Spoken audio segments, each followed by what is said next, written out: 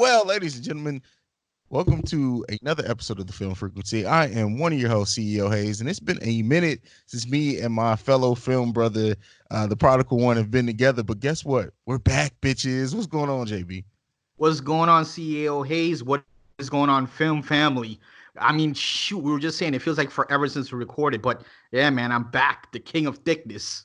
Oh, what a difference a few shit, almost a month at this point makes. Like, because and we'll talk about it. We got all types of news to talk about, all types of films to talk about. The As world is ending. the world is ending. Like New York City is about to be on complete shutdown. There's talk about quarantining, like the U.S. as a whole, like everybody shutting down for a week. It's getting real out here. But as much as like this podcasting thing is an escape, and I know a lot of people do look to podcasts as an escape, especially since we're not like a political podcast or anything. But I do want to say, give prayers and well wishes to everyone out there. Stay safe, stay healthy. Make sure you're washing your hands, doing all that good stuff that goes without saying. But prayers out to everyone, because while it's easy to forget or get lost in the fact that we're just recording something for fun, there are a lot of people who are at danger here and the risk that's going around. So I do want to mention that before we get into the craziness. Absolutely. I mean, it is a very dangerous thing, and we see it spreading like crazy. So I share those sentiments, prayers and thoughts to everyone out there. And hopefully, at least in these, 45 minutes, an hour or so, we can kind of relieve that stress and give some sort of entertainment to take away from what's going on. Absolutely. Absolutely. Well, let's get into it, man. We got some news to talk about. The first thing that I want to talk about in the news before we get into any film reviews are all these movies that are either shutting down production, being postponed to released, or outright canceled for right now. So the first one was the first major one was No Time to Die, which I talked about on the episode that I recorded solo. Then we also got A Quiet Place 2, which I think the news for that came down like a week after that. Disney has halted the release of Mulan, The New Mutants, and a film called Antlers that was scheduled to come out April 17th, which I had Yes. never heard about. Fast and Furious 9 got pushed back.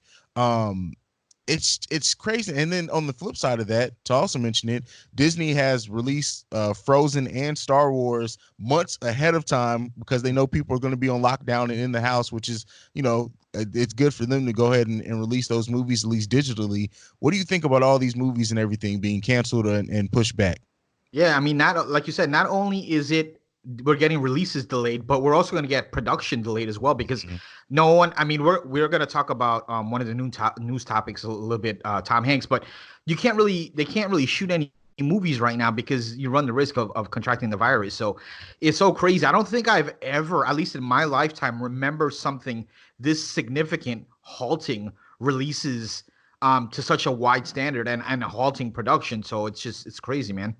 Yeah, I mean, Little Mermaid live action was halted. A Peter Pan reboot. Home Alone has been halted as well. Shang-Chi, which is another Marvel movie, has been pushed back. I'm trying to think off the top of my head. I know there's been some other things that were pushed back, halted production as well. And you have to think, especially like with the Tom Hanks news that we'll talk about a little bit later.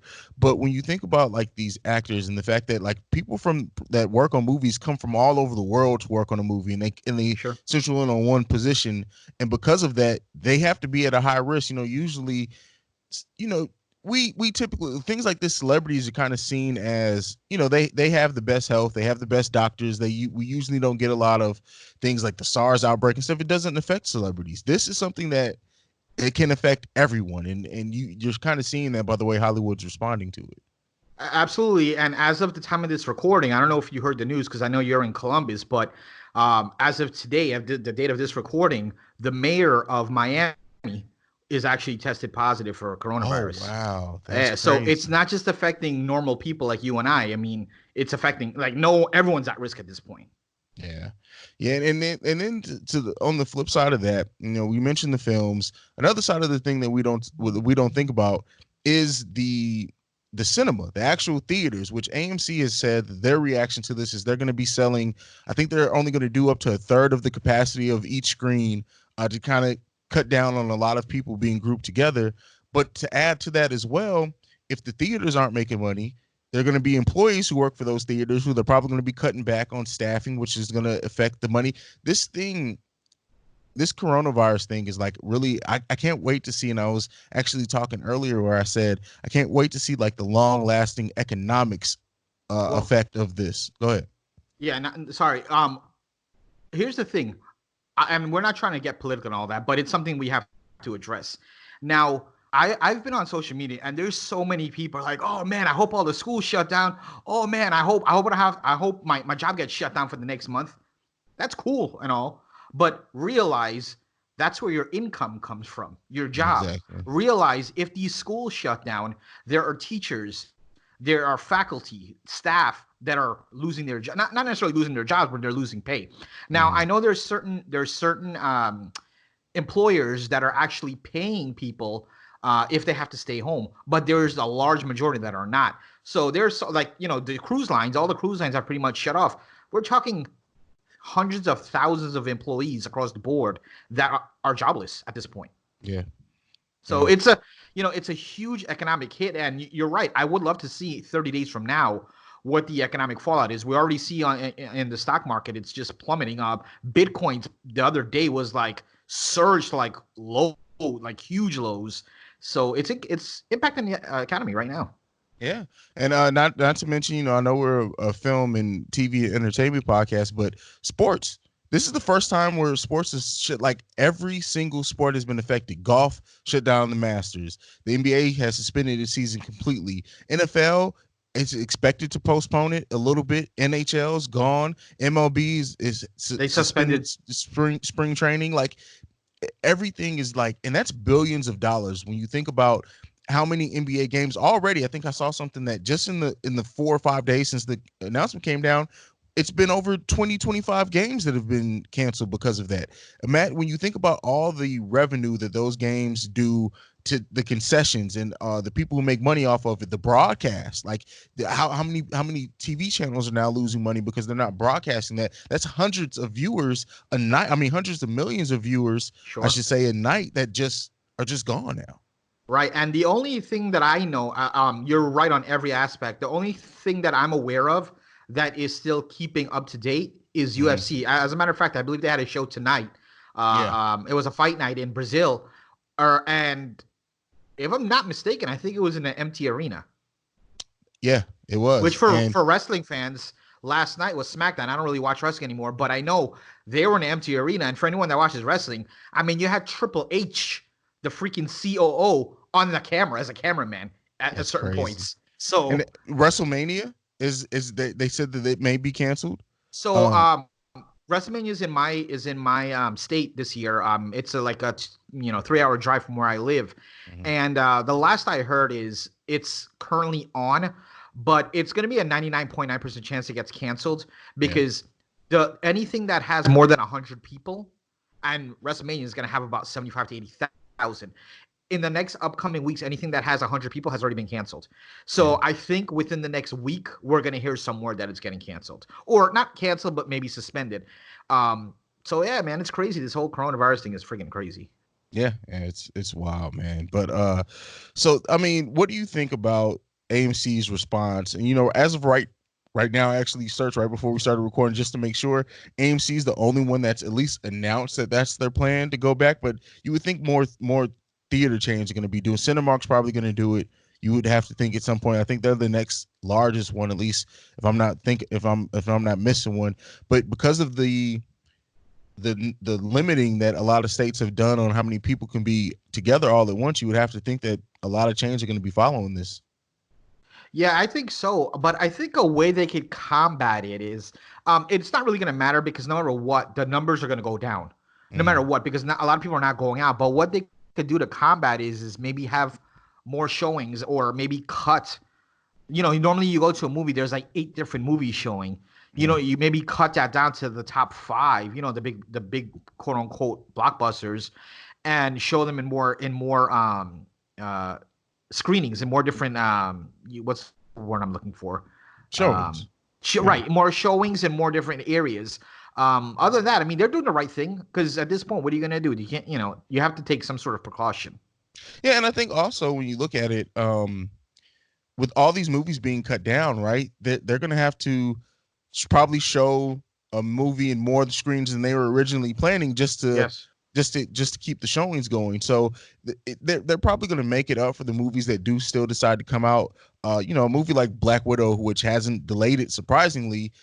Really? People are, yeah, I know it hasn't delayed it, but Marvel's like, fuck you, we're gonna make our money no matter what. well, the thing is too is that you know, if everything else around it is canceling, people are saying, well, is it going to do the numbers that it's supposed to?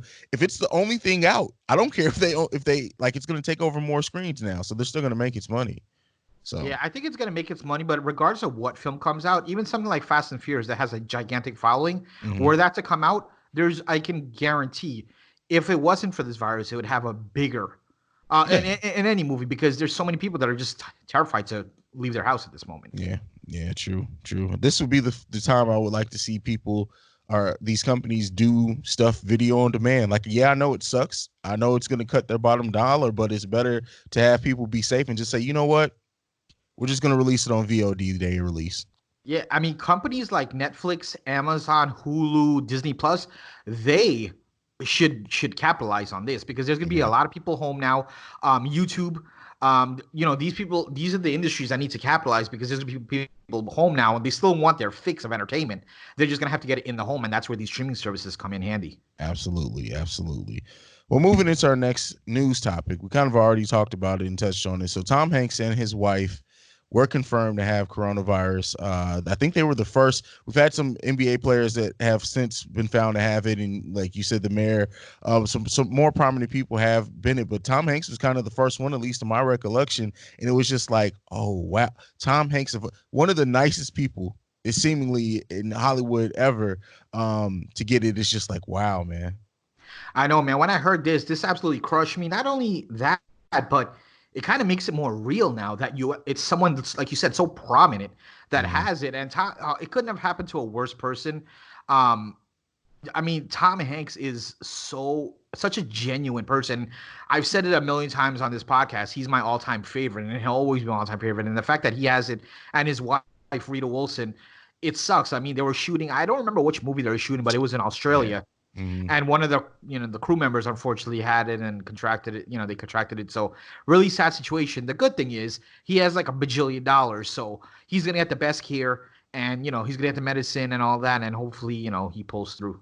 Yeah, and I mean, this virus is biggest at risk for people who have some type of condition already, and I know he has diabetes type 2, I believe. I believe so.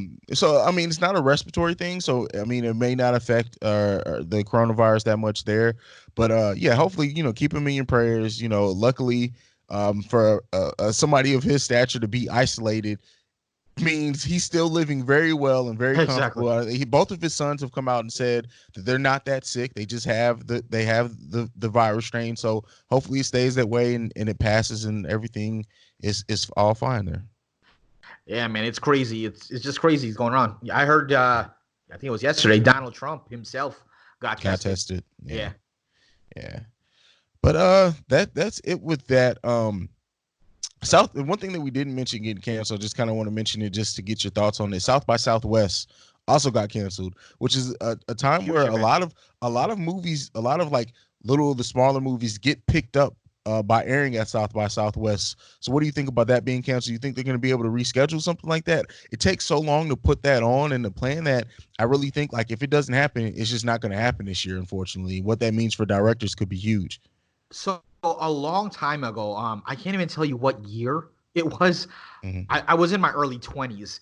A company I worked for at the time was doing something with South by Southwest, and the production that goes into this shit is ridiculous. There's no way they're gonna be able to reschedule this. It's Yeah. just too much that goes into it. What sucks is a lot of independent films usually get released during this time, so Hmm. it sucks. And these are a lot of small time guys that they look for these type of events and film festivals to spotlight what they have, and unfortunately it's gonna be canceled. I don't see it getting rescheduled at all. It's too much.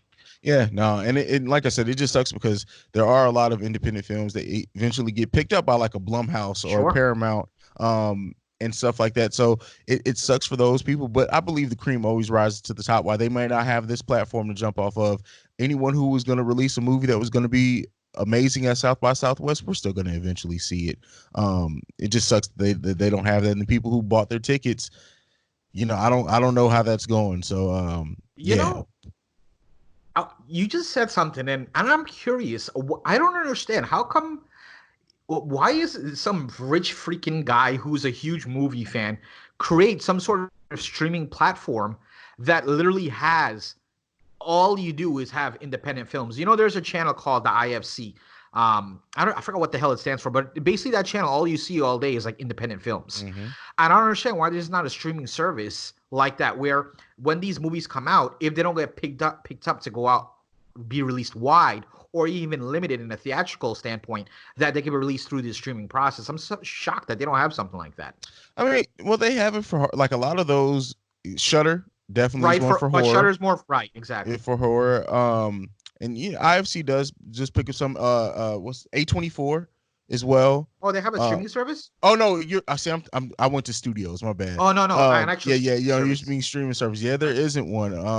And that's because most of the ones that would be like huge do get picked up by bigger companies, but I would love to see a streaming service built around just independent cinema. That would actually be great, and it could be something that other movies are still picked up later on for distribution. So maybe you just need to make it, JB. Maybe you just need to create it. I think what the fear is are they going to have a market for it? Because hardcore film people like us, sure, we might be a customer, but for your casual fan, they're not going to give two shits about independent films. True, but the thing is that a lot of us there's a huge market of fans of independent film. And you would never know because like a lot of them can't travel to these. I've never been to a festival, but I try to catch an independent film wherever I can, or if I hear of one.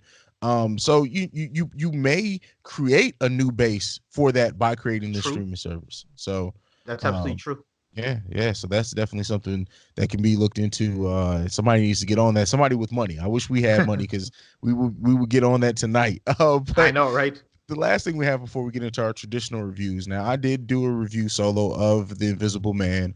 Me and you have talked about it off air after you listened to the review, and it's my number one of 2020 so far. But I want to go ahead and give you an opportunity to give your feelings on it before we get into the main topics.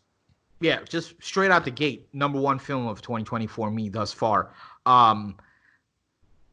First of all, I don't think this is, at least in my opinion, I know this is categorized as a horror film. It's not. Yeah. It is though. It is categorized as a horror. No. I'm saying it's not a horror. No. I agree. No. I look at it as a psychological thriller. Exactly. Absolutely. Yes, there are jump scares, but just because the movie has jump scare doesn't mean it's a freaking horror. Exactly. So the elements more like a psycho thriller to me. So but leaving that fact out, it's a terrific movie. Elizabeth Moss, who I'm a huge fan of Mad Men. For those who haven't seen it, it's an amazing TV series. That's where she got her start from the movie. The show Mad Men. Mm-hmm. But she was great in this movie. The concept of it, I was a little bit worried that it's going to be cheesy and stupid. I remember a Hollow Man from years ago. I know you liked Hollow Man. I didn't really like Hollow Man too much, but they did a really good job in this movie. The jump scares were solid. The score was solid. The directing was amazing. Everything about this movie was great. Easily. I think Lee Wanell and Jason Blum are like a pairing made in heaven. Like just to be, if Lee Wanell is passionate about something and Blumhouse gives him the platform to kind of just, all right, do what you're gonna do. I can see great things coming from him working with Blumhouse. Yeah, and I feel like when you get those right connections, you get stuff like this because. Yes, Blumhouse is great, right?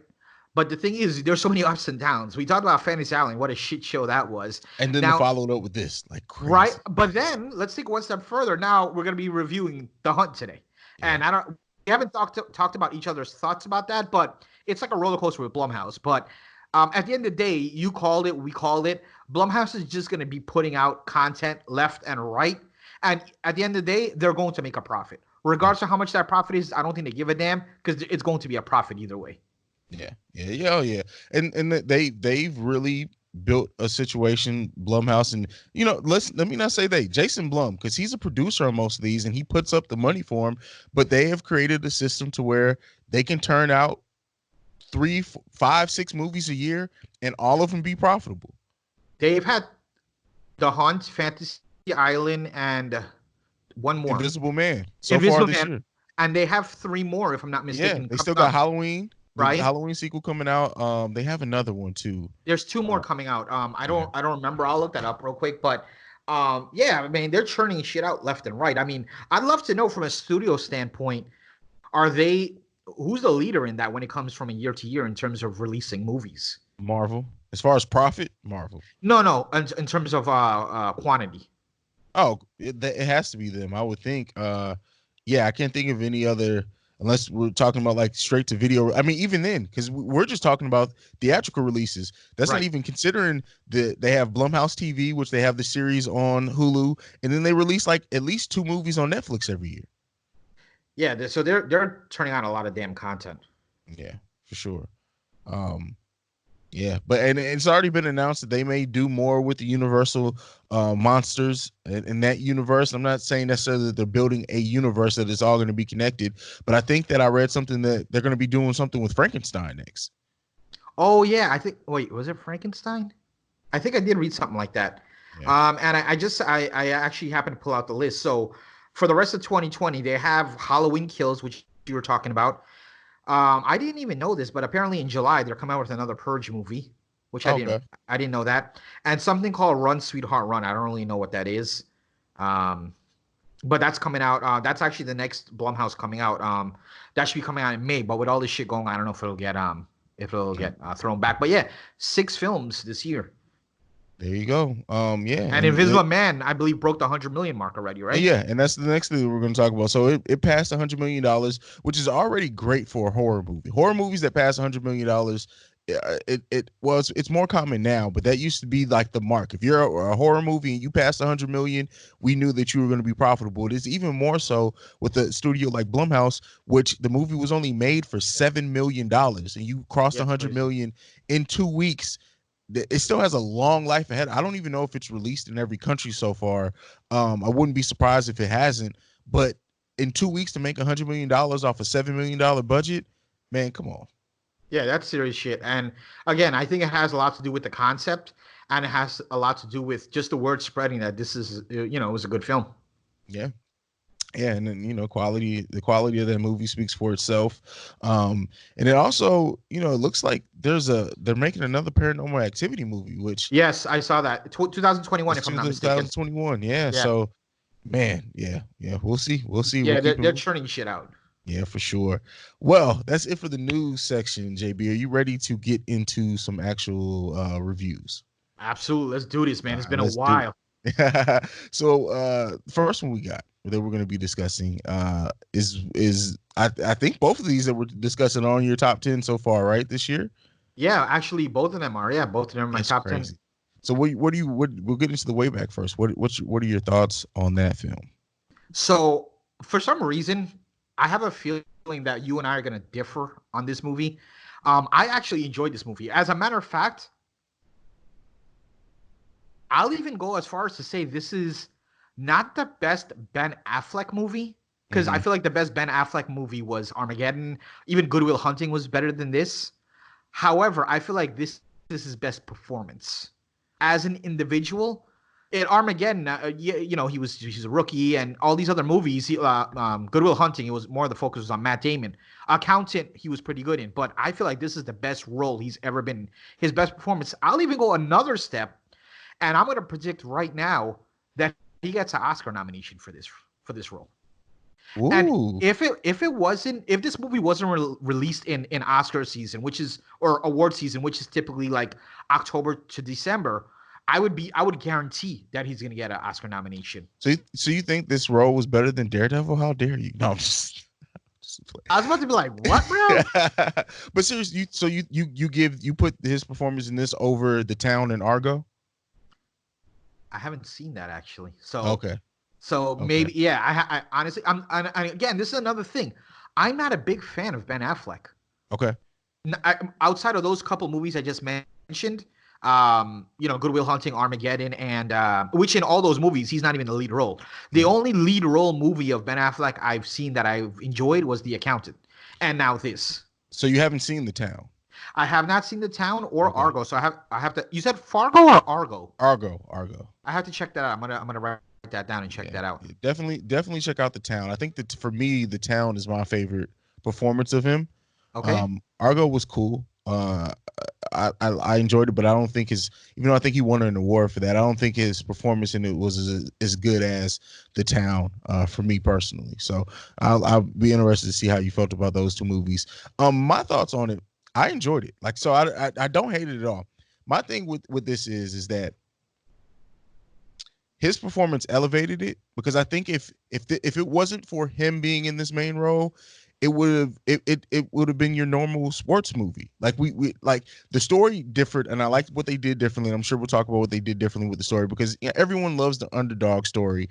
But if this was like Remember the Titans, or like a Mad Ball, or like the baseball movie with Keanu Reeves. Like it was good, and I won't take anything away from it. But I feel like we get one of these every couple of years. But the thing that did make it special was Ben Affleck, and it wasn't for that, people would have forgot it. And I think also, if it didn't have the cachet behind it of being, I think this is the first movie from LeBron studio. Really? Yeah, I think this is the first one. I know Didn't this know is that. from LeBron's studio for a fact. I just don't know if they've released something smaller that maybe I didn't see. But this was the first major release from LeBron James's film studio, and I think when you combine those two things, that's why people kind of have. I think that's why people flock to it a little bit more. But Ben Affleck's performance, you can't take away from it all in this. I think, like, there's not that many people who would have been able to give that much depth to it. And really, in most sports stories that we see, the coach, we don't really get a lot of it. It becomes more about the story of the players and deepening those characters. I think, like, what hurt this film for me is that they didn't really develop some of the players more. And I think that we were so focused on Ben Affleck's character that I wanted to see more of the players. And maybe that's why we have the difference of opinion on the movie. So here's the thing, though. I think that's the reason why I like the movie, Mm-hmm. because I'm a huge fan of this type of genre of film where these sports things, and we've seen them in a million times. Like you said, remember the Titans, even friggin' a little bit more of a smaller. I don't know if you've ever seen Sunset Park. Oh yeah, And for it sure. usually it's always the coach uh, uplifting the players, and you get the Mm-hmm. player stories, and they come from these hard lives, and they're underdogs, and they suck, and then they get better, and they go on. All leads up to this big game at the end. But this film has that, but it's not only the coach uplifting the players, but it's also the players uplifting the coach.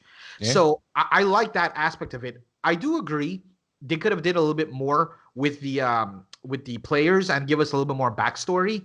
But I understand where they're going with this, and also this is a really personal subject for Ben Affleck. I mean, he struggled a lot with alcohol. He was in rehab and back and forth in rehab and everything. So Yeah.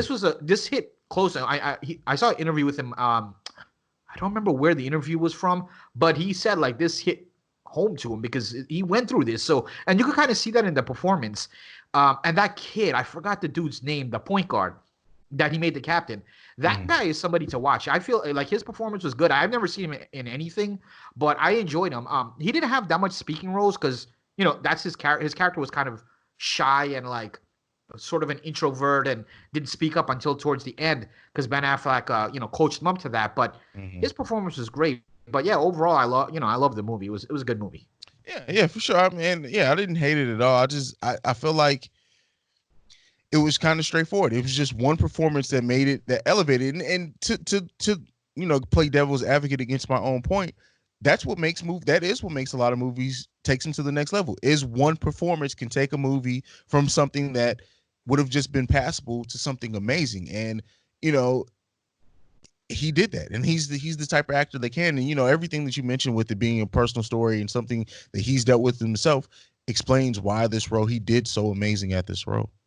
Yeah, and in addition to that, just based on the bullshit we've gotten in 2020 so far, it magnifies even more because when you have a lot of crap and then you semi good, it's that more enhanced because look what it's up against. Look at what garbage we've had in 2020 so far. Exactly. Exactly. And one of the things with the movies, and it's full spoiler, just warning. We kind of go in and out of it. I just want to really talk about the ending of the movie, and that's what I think separates it. Is the fact that in most of these stories, we get the underdog that eventually wins and wins the championship and all of that. We didn't get that with this movie. They actually lost. They lost the game to make the playoffs. They came back and had that revenge game against Memorial, I think was the name of the team that I think they so. in his last game. But stepping away, and I love that they did this. They stepped away from basketball to kind of finally finish the story. Jack, who has been Affleck's character, gets so upset at it, he starts drinking again, and we like the ending of him like going into the wrong house, getting into a fight, him getting fired, XYZ, and ultimately like it he had to come back to basketball to kind of find himself, and I love that aspect of so I love that they did something different with it other than us just seeing them win the championship at the end of the game. Yeah, I wholeheartedly agree. While basketball was a aspect of this movie, it wasn't the primary aspect, which I loved. So yes, it was a sports movie, but I think it's a tale of two movies. You have the sports, but then you have this guy's whole personal journey as well.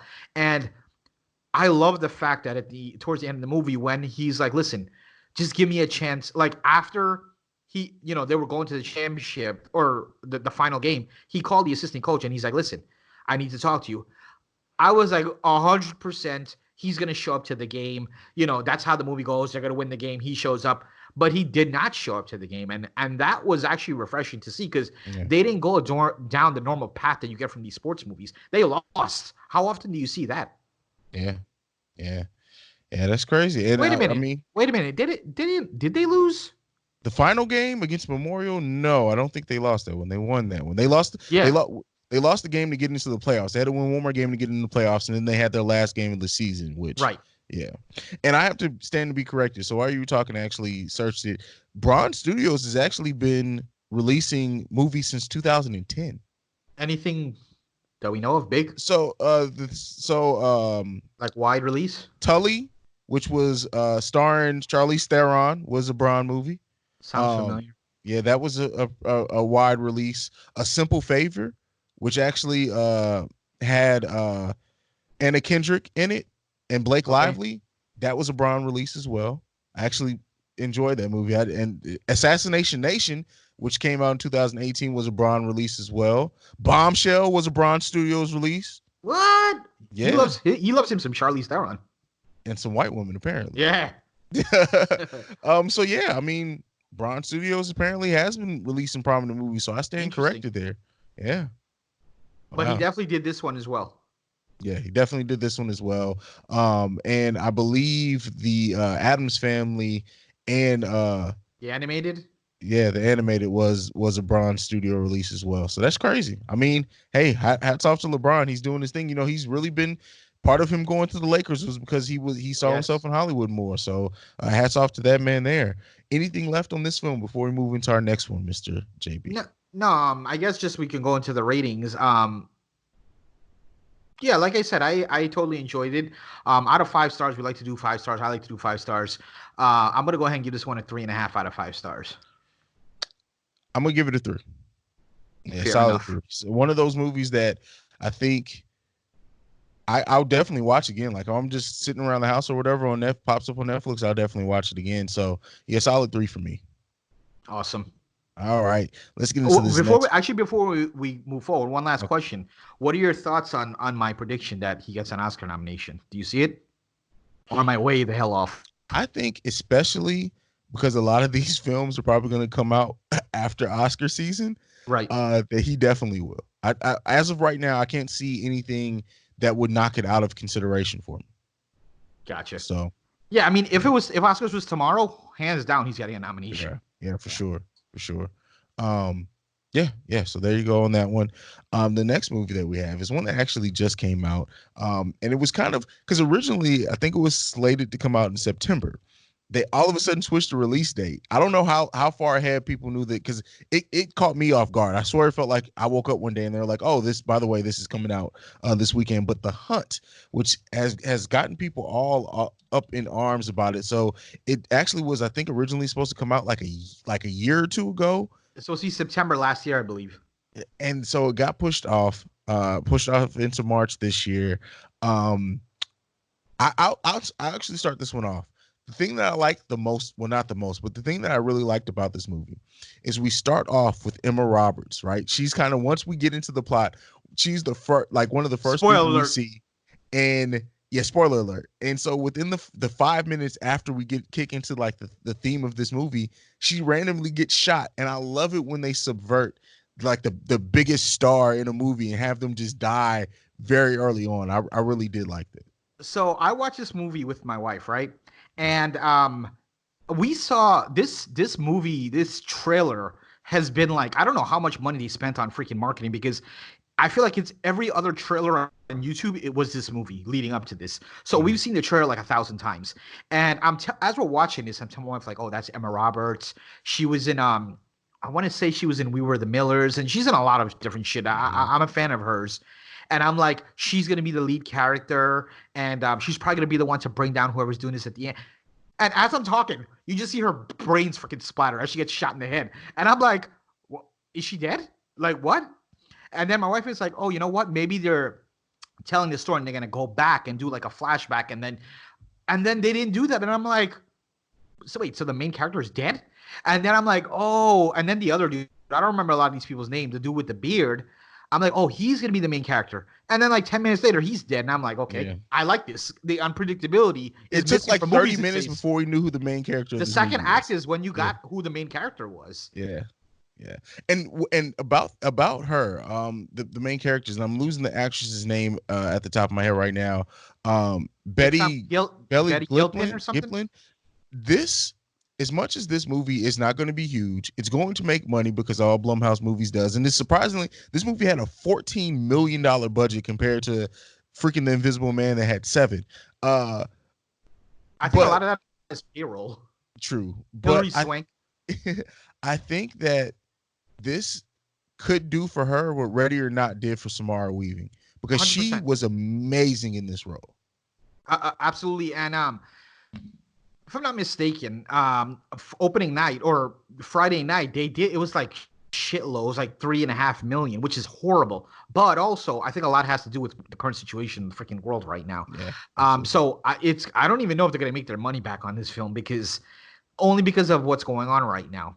I do know though, at some point it's going to probably, blow up a little bit, maybe as a cult classic type of thing, or just because of the things that we get. They have the aspect of what a cult classic means.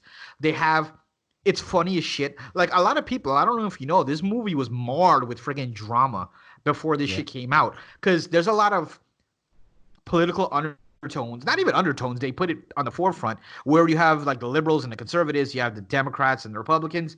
But the people who are getting bent out of shape are stupid as shit, because they're making fun of both sides. Everyone, they make fun of everyone in this movie. It's satire, and they're not being serious. And that's the thing. It's not a straight up psychological thriller or horror. It's comedy. I would classify it as an action comedy. Mm-hmm. So it's more like an action comedy, and it's funny as shit. The deliveries is good. I don't really, outside of Hillary Swank and Emma Roberts, who was in the movie for like 5 minutes, I don't really know much of the people in this, but I enjoyed it. And the concept is amazing. The concept is perfect. Like, I could easily see this being like this turning into like a Purge style series. Absolutely. Easily. And it took 14 million, but I could see them shooting it for extremely less than that if they decided to do a sequel. But on top of that, like you said, it was funny. So the scene in the with the train with the immigrants, and when he's like, looks like he doesn't believe you, Gary, and it goes back to speaking in what, like, that shit was hilarious. Like, that's what you want to see. Like, my thing is, yes, if this movie only targeted immigrants, or only targeted Democrats, or only targeted Republicans, I can see people being offended. But when you equally go after everyone, that's comedy. That's what has built some of the greatest comedians of all time, their ability to go after everyone equally. So I don't understand why it had such backlash and people getting offended over it. Like the gun rights and gun violence, like, yeah, those things are all touchy things, but guess what? The entertainment industry that we live in, everything is eventually going to be turned into satire. To not expect it, you're just not being realistic in the world that we live in. So yeah, I don't know, Yeah, you man. had the mass shooting snowflakes came out and like, oh, gun control. And I'm like, every movie nowadays has shit like this. I mean, I understand the violence was over the top and some of the deaths. I mean, this movie is something that like Quentin Tarantino is just smiling at because the Oh deaths yeah, are very close to his type of death, just yeah. blood splattering all over the place. But what was cool was the first act of this film didn't really have that much comedy. It was more like a serious movie, and that's where I thought they were going until really like the second act later on. Like then I'm like, I'm seeing more and more comedy, and I'm like, wait, this is not. I'm telling my wife like, I don't think this is like supposed to be a serious movie. I think this is more of a comedy. And Mhm. then you got like a lot more because before it was a little bit like there was sarcasm in it, but then like the full comedy came and I'm like, okay. And then when I looked at it as full comedy, I totally looked at it in a different point of view. Not that I didn't like it before, but I liked it even more now that it was like a full on comedy Yeah, and I or think this is satire. one of the things that Blumhouse is starting to find after Happy Death Day is that they can it's kind of like with also with superhero movies. Like each superhero movie can kind of be its own subgenre. With horror or thriller or whatever you want to do, you can make it like its own subgenre within a genre. So yeah, you can have something that's a psychological thriller or you can have something that's slightly tinged revenge horror, but have very heavy comedic elements in it that it's not at that point it's kind of its own thing. And for people to say like this was a horror movie, I don't know how it was actually categorized. It's not like this is really its own. I would categorize this like you said more of a comedy than anything else. Yeah, I would say I would definitely categorize it as an action comedy. I'm actually curious to see if I had to guess though, just because I know how they are. I would probably. Oh, let me see genres maybe. Black Yeah, it's comedy kind of slash it's. horror. You said black comedy. That's what it has on Wikipedia at least. How the fuck is this black comedy? Black like dark comedy, not black Oh, I thought you African meant black American, like, bro. Mike Epps. There are no African American. Are there any African? I don't think there are any African Americans in this movie. No, not No, that's what I'm saying. Like, what the hell? But yeah, it's like, yeah, it's listed like I'm seeing horror, thriller, action. But yeah, I don't really see too much horror elements out of this. But whatever. Yeah, I mean, I just enjoy the movie, and I don't think I've ever seen a death in a movie so funny as Hilary Swank's, where at the end she's like, are you for justice for all? And Gilpin is like, no, ma'am, and she goes, whoops. And then she just dies. And I was like, what? I was just laughing my ass off. It was funny. Yeah, yeah. And the And, fact that like when Hillary Swank popped up, it's like, so random. oh, like what what the hell? Like of all people. But and the thing is like I can understand why this movie won't do huge in the box office, but to me, this has cult classic, like you said, written all over it. 3-4 years down the road, once this is on like a streaming service and more easily accessible, and people aren't like, I'm not going to spend my money on that, and also gives it time for like the backlash to die down on it. I can completely see this being a horror class. I mean, a cult classic. Yeah, absolutely. It just sucks that this whole shit with the coronavirus is going on because I feel like if it was not going on, the film would end up doing better than it is. And the fact that this is happening now, I don't know if we're gonna get a sequel. Only because this is going on, but I can see so many different ideas. They can switch it because this is more the Democrats are killing the Republicans. They can flip it and have the Republicans kill the Democrats. Then they can flip that and have the freaking independents kill everybody. There's so many different ways they can go and so many different things they can go about it. Yeah, yeah. So yeah, I just wish it was coming out at a different time. And honestly, this has one of the best opening 20 minutes of any film that I've seen so far this year because like going from it opens up with like text messages and you're kind of like what the fuck is going on, but then once they get on that airplane, like it just kicks into high gear then, and then when they start waking up and the girl falls on the spikes and then the guy picks her Oh up yeah, and he steps on something, like that whole sequence of that going on, and then like we switched POV characters like 4 times in those 20 minutes because first it's Emma Roberts, then it's the guy who was helping Emma Roberts, who used to play Green Arrow on Smallville, and right. then he helps girl out the pit, and then it's the guy with the beard that takes over after they both get blown up, and then they die, and it's just like what the it was Who's like next? Looney Yeah. Tunes. It was like Looney Yeah. Tunes with adult, and I loved it. I loved that part of it. Well, where I realized that this is a comedy is the girl that fell in the pit when she got saved, and then like this whole thing, and then the guy was carrying her, I believe, and he stepped on the mine, and then he just looks at the camera like, really? Yeah. And then you see her in the pit again, and Yeah. now half her body's gone, and she's like, "Just kill me." And that's when I turn off. Like, this is definitely this is a comedy. This is Yeah. Yeah. comedy involved as well, Yeah. and it was all great. It was all Yeah. great. Yeah, it was all great. What do you think about we kind of talked about it Gilpin as well, and I said like this can really be a star Breakout. making role for her now because of the way that the movie's being seen or not being seen. I guess here this may not do it for her, but I hope that this gets her on somebody's radar and gets her in a big film. I would be shocked if we don't see her in shit. Let me tell you why. You saw her range in this film. You Mhm. saw her in a little bit of horror.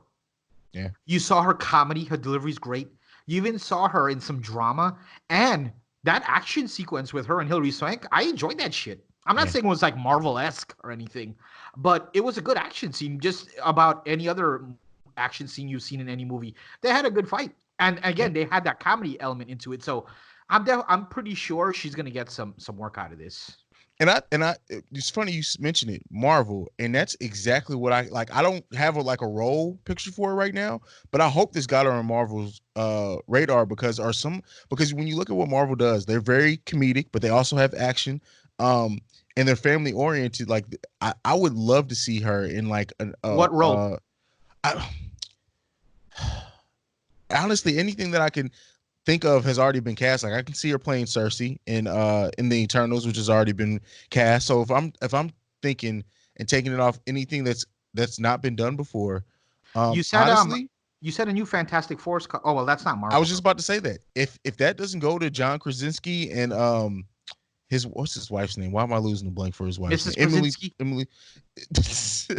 But I can see her playing and they may not do it because that's a huge role for her to go right into and Marvel is good about casting like people who are little known and like side character. Like I would love to see her being a supporting character in God, like whatever movie they do next. Like seriously, like if for example Black Widow's coming out and the person that they cast is her sister, great actress, but I could easily have seen this going to her.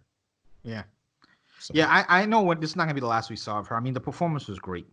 yeah, oh yeah, yeah, and like you said, the range is out of this world at this point. So And as yeah, a matter of fact, do I want to say this? say it. I can even see, honestly, bro. I'm not sure. I'm not trying to be crazy or funny or anything. Mhm. I can see her getting a nomination out of this. I'm not saying necessarily an Oscar nomination, but something, whether it's the SAGs or Golden Globes, as for the comedy section, because so far this year we haven't had a lot of great comedies. I know we're only in the first quarter of the year, Yeah. but uh, well, actually, I don't know if this is gonna be categorized. Well, I would say it's more comedy than drama, Oh yeah, for because sure, that's for basically the sure. two categories, usually comedy or drama. So I can see her getting a nomination. I won't guarantee it, but I can. Her performance is really strong for a newcomer. I'm not sure if she's been in anything else that I'm aware of. Stop it. What I just she figured out was? what movie what I can cast her in. Tell me. She-Hulk. They're She looking to Hulk. cast She-Hulk. They're looking to cast She-Hulk. I can see her doing that. If they do it the same way they've done it with Mark Ruffalo, like they just like they put the CGI thing and overlaying with That's like what I'm I'm not thinking saying about right now. How the yeah, CGI is gonna work with her and stuff like that. yeah. I can completely see her killing that role. She's definitely a freaking badass. I mean, she was a Yeah, badass in this film, so she can yeah. pull that off easily. Yeah. So there you go. That's just I was my brain was turning it on like who I can see here and what they're actually working on, and immediately we know the fact they're working on a She-Hulk Disney Plus series. I can see her doing that easily. What do you think the rewatchability of this film is? I think it's high because I think it's so entertaining from the sense of like the kills, the different like tones that the movie goes in and out of. I can see. I would rewatch this now. Like I wouldn't go back to the theater to pay to see it, Right. but on demand service, I would have probably watched it one or two more times at this point. Yeah, and they can actually build something on this. I mean, and this could turn into a freaking video game. They could even turn That this would be into a fun. series. Like, That I would mean, be fun. purchase a Yeah. series. They can turn this into a series. The only thing is, I'm curious to see what people say. Like, because it does have some of the same elements as Purge. I know it's a totally different concept, but it's kind of the same. The hunted Yeah. versus the hunted Yeah. versus the hunter or whatever. But yeah, I see they could do a lot with this. I don't know if Jason Blum necessarily gives a fuck about all that. He's just like churning out his shit, making his and moving on to the next one. But they could, if they wanted to, they can make this out of a franchise where, again, like I said, they can do video games and stuff like that. So Yeah, for sure, for sure. But yeah, I guess we need to get into our ratings on this one. so here's the thing, and I don't know if this has ever happened while we've recorded, that I can remember. But originally, I gave this film 3 stars out of 5. But as we've been talking about it and me thinking about it more and more, I'm actually going to change that, and I'm going to bump it up to another half a star. I'm going to go ahead and give this 3.5 out of 5. Just us reviewing it and me thinking about everything and us talking about it, I have to give it a 3.5 out of 5, which is, I don't think this has ever happened where the review has made a believer out of me. I think I'm right there with you. I think I'm going to give it the same, a 3.5 out of 5, because it has almost everything you would want from a comedy slash thriller like this. Like, I don't this it's better like than most of the scary movie sequels, for example. If we're gonna put it in that type of light, or like some of the parody movies that we get, it's better than a lot of those. So yeah, Yep. solid 3.5 out of 5 for me. Absolutely agree with you on that one. Yeah, for sure. Well, that's it, man. Back in the saddle. One episode down. I know we've kind of gotten thrown off here. I don't know what our release schedule is going to look like with movies getting canceled and stuff. So there may be a time where we lean on the listeners more for suggestions. I do know that we did get an no, I think we got a message or a tweet asking us if we were going to do Guns of Akimbo, Okay. starring Daniel Radcliffe. I heard good things And about that. yeah, I've heard good things about it as well. I was about to start watching it before we started recording, so that may end up on our list, especially with a lot of major releases getting knocked off. So we'll just be tuned in, and we'll announce that as we go. Because I know we had a schedule all lined up. I don't know how that's been affected with movies or not. I think it'll affect us more in a month or so than it will right now, because I think most of the immediate movies right now are still coming out. But just be on the lookout for that. Yeah, no matter what, we're gonna have content, whether it's new content coming out or stuff maybe that we've missed from 2019, or even throwbacks. Like CEO Hayes said, we'll probably lean to you guys out there to see what you guys want, and yeah, no matter what though, the content will be there. Yeah. That we don't have a problem coming up with content. That's one thing about me and JB, and the reason why it's good to do this podcast with somebody I look at as my brother is because we can sit down and just talk about anything. Absolutely. So go ahead, JB, give them your social media, and we can get the hell up out of here. So I can be reached on Twitter at the P1JB. That's at THEP1JB. I can also be found on Facebook. CO Hayes will go ahead and talk about our Facebook group in a short moment. And yeah, go ahead and tweet us out. Also, something new. I told CO Hayes about it, but if you've ever heard of an app called Letterboxd, that's Letterboxd, go ahead and check it out. It's a place where you can keep track of all your movies that you watch. You can rate them. You can leave reviews. I'm on there at the P1JB. For anyone who has that, go ahead and check it out. I have written reviews for, I think so far in 2020, just 2020 releases, I've watched about close to 30 movies already. I've done reviews on all of them. So go ahead and give that platform a check out. Yeah, absolutely. You guys can follow me at CEO Hayes. It's at CEO Haize. More importantly, you can follow us collectively at the Film Bros Pod. At the Film Bros Pod, or you can search our discussion group at the Film Frequency on Facebook. You can send us any feedback, questions, comments, concerns, the Film Frequency Pod at gmail.com. And lastly, if you want to leave a voicemail, a voice message, you can do a mini review. You can tell us how good or bad we're doing. You can do anything. If you just want to fucking crack jokes on us, you can do that at 614-547-2039. We are the best movie podcast around. Go ahead. Spread the message. The Film Bros are back, baby. And we're out this bitch. Peace.